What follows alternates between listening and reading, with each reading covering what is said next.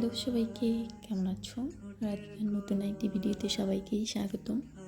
অনেক দিন ধরেই একটা ব্লগ রেডি করে রেখেছি, কিন্তু ভয়েসের অভাবে দিতে পারছি না। আজকে ভাবলাম ভয়েসটা দিয়েই দিই।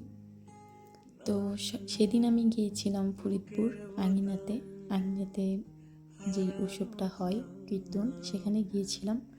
বাড়ি থেকে বেরিয়ে অটোর জন্য দাঁড়িয়েছিলাম, তারপর অটো না পেয়ে ভ্যানে করে গেলাম। সেদিন যেহেতু পহেলা মে ছিল, সব গাড়ি প্রায় অফ ছিল। অটোতে করেই ফরিদপুরে এসেছিলাম। এসেই ভাইয়ের কলেজে মেলা দেখতে গিয়েছিলাম। ভাইয়ের কলেজে বাণিজ্য মেলা হচ্ছে। ভাই হচ্ছে রাজেন্দ্র কলেজে পড়ে। তো গিয়ে ওর বন্ধুদের সাথে সবার সাথে আড্ডা দিলাম। খুব একটা আনইজি লাগেনি, কারণ ওদের দুইজনকে আমি আগে থেকেই চিনতাম, যারা আমার বিয়ের ভিডিও শ্যুট করেছে। তারপর সন্ধ্যার দিকে আঙিনায় আসি। আঙিনায় এই প্রথমবার আমি আসলাম অনুষ্ঠানের সময়, এর আগে কখনোই আসা হয়নি। সেদিন প্রচুর পরিমাণে ভিড় ছিল, এত ভিড় যে মানুষ ঠেলে ভিতরে যাওয়াটাই মুশকিল হয়ে যাচ্ছিল। কোনো রকমের আর কি ভিতরে প্রবেশ করতে পেরেছিলাম। আঙিনায় পুরোটা ঘুরে দেখেছি, আর এত ভালো লাগছিল, এত লোকজন, এত সুন্দর করে সাজানো গোছানো, দেখে অনেক ভালো লেগেছিল। পাশে আরেকটা মেলা হচ্ছিল কীর্তনের, কিন্তু সেখানে আর যেতে পারিনি, অনেক ভিড় ছিল।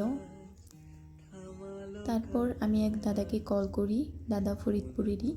দাদা আমাদেরকে নিয়ে প্রসাদ খাওয়ার ওইখানে যাই। প্রসাদ খেতে গিয়েছিলাম, দাদাই আমাদেরকে প্রসাদ এনে দিয়েছিল, কারণ প্রসাদ খাওয়ার ওইখানে অনেক ভিড় ছিল। তারপর যাই হোক, দাদার সাথে দেখা করে প্রসাদ নিয়ে বাসায় চলে আসি। তারপরের দিন সকালবেলা ঘুম থেকে উঠে বাবা বললো যে ডাব পাড়তে যাবে, তাই বাগানে গিয়েছিলাম। সেদিন অনেক ডাব পাড়া হয়েছিল গাছ থেকে, প্রায় 40-45টার মতো।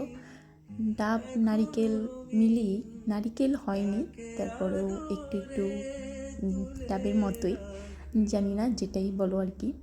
অনেক ডাব পেরেছিল সেদিন। আর এই কয়েকদিন ধরে তো ডাবই শুধু খাচ্ছি, সকালবেলা ঘুম থেকে উঠে একটা করে ডাব খাচ্ছি। আর আমি বাগান থেকে এক ঝুড়ি করে ডাব আনছিলাম।